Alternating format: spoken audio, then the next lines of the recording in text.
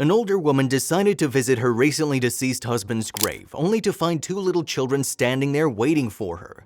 She had no idea who they were, but that encounter would change her life forever. Barbara Luttrell was in her early 60s when her husband Jonathan died. She ended up very lonely as she was so used to having her husband by her side through the years. Barbara and Jonathan never had any children because her husband was against it. She accepted this fact and instead found comfort in tending to her garden, where she grew crops, herbs, and flowers.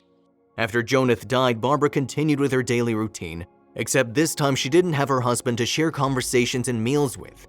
She missed him dearly, so she would visit his grave every afternoon to spend time with him. One day, she was surprised to see two children playing in front of her husband's grave. It was a young boy and girl whom Barbara assumed were brother and sister based on their resemblance. "Hello, darlings, are you lost?" she asked them after noticing there weren't any adults around. The boy shook his head. "Is this the grave of Jonathan Luttrell?" he asked back. Barbara paused for a while, taken aback that the young boy knew her husband's name. "Why, yes it is," she replied. The children smiled at Barbara and started jumping.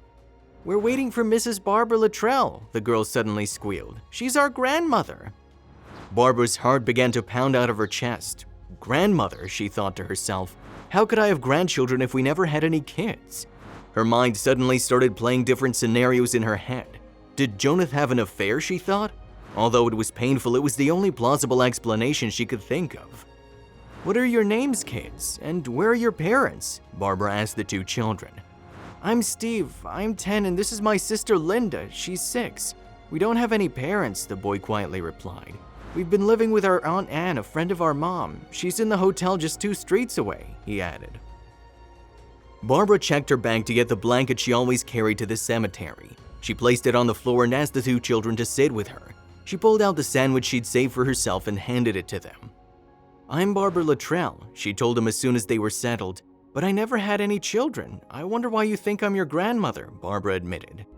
The kids looked at each other confused. "Well, you see, Mrs. Luttrell, our mother got sick and said she needed to fly back home to heaven. She assured us that we wouldn't be alone because we had a grandmother named Barbara Luttrell. That's you. We wanted to find you, so we asked our aunt to help us," Steve said. "After weeks of trying to find you, our aunt found out that you lived here in Georgia. There was an online posting about Jonathan Luttrell's death, so we visited the cemetery. The keeper said we'd find you here because you come here every day," Steve revealed. "I see," Barbara replied, still confused about why the children's mother named her their grandmother. "What was your mother's name?" she decided to ask. "Amanda Brooks," Linda answered. Barbara gasped. This can't be true. She recognized that name very well and couldn't believe it. "Do you still live in the next town? Did you remember your address?" she asked, curious, wanting to get a glimpse of Amanda's life. The boy nodded. Barbara explained that she used to live in the same town when she was younger and she was familiar with the place. Before taking the kids back to their aunt at the hotel, she decided to ask one more thing. "How did your mom introduce me as your grandmother?" "Before flying to heaven, Mom said she never found you again after you married Mr. Luttrell. She knew that you'd love us, so she asked our aunt to help us find you," Steve explained. Barbara couldn't help but cry. She indeed knew Amanda Brooks very well. Years ago, Barbara worked at an orphanage as a nurse. There, she met a little girl who completely stole her heart, Amanda. She would give her gifts she'd enjoy, like little teddy bears and a Wizard of Oz book. They had a strong connection, and they would spend every afternoon playing and talking. Barbara decided she wanted to adopt the young girl, but her then-boyfriend Jonathan was against it. He didn't want to be a dad, and Barbara respected that. They moved to a different city, and she never heard from Amanda again.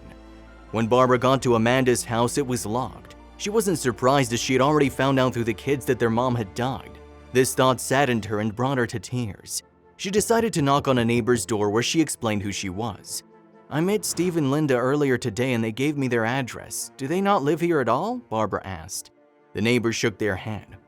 "Steve and Linda have been living with Amanda's friend Anne. They left all their things in Amanda's house because Anne didn't plan to keep them for long. She'll put them in an orphanage once she relocates to another state," she revealed. Barbara placed a hand over her mouth, surprised at this revelation. "Oh dear, I wouldn't want those poor children to end up in an orphanage. Their mother suffered the same fate years ago," she said, tears filling her eyes again. The neighbor realized Barbara was being genuine towards the children. She offered to open the house up for her to see what was inside. "I have the spare key to Amanda's house in case her children ever decided to get anything inside. She left it with me before she died," the neighbor told Barbara. While she was there, she found the teddy bear she had given Amanda and the Wizard of Oz book as well. Right in front of the bear, she found a sealed envelope. She immediately took it, deciding to read it once she got home. That night, Barbara decided to read the letter before heading back to the hotel to meet Steve, Linda, and their Aunt Anne. It read, "Dear Barbara, how are you? I miss you dearly. Although you didn't adopt me all those years ago, I still consider you my real mother, the only mother figure in my life.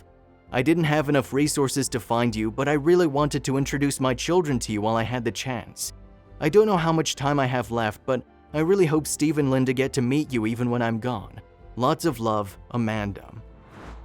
Barbara sobbed, clutching the letter close to her chest. While she loved her husband dearly, she questioned why he never wanted to have children, even though he knew Barbara wanted to be a mom so badly. Without hesitation, she decided to do what she couldn't when she was younger. She met with Anne, Steve, and Linda, and she revealed her intentions to adopt the kids.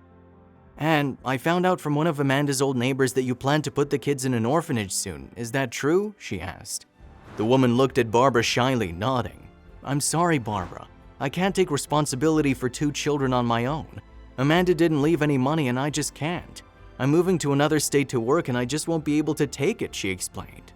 "Don't worry, I didn't mean to judge your decision," Barbara said. "I just wanted to clarify because I'm hoping to adopt Linda and Steve. I'd be happy to take care of them," she revealed. Linda and Steve gasped, squealing in their seats. "Mom was right. Grandma Barbara would take care of us and love us," Linda said.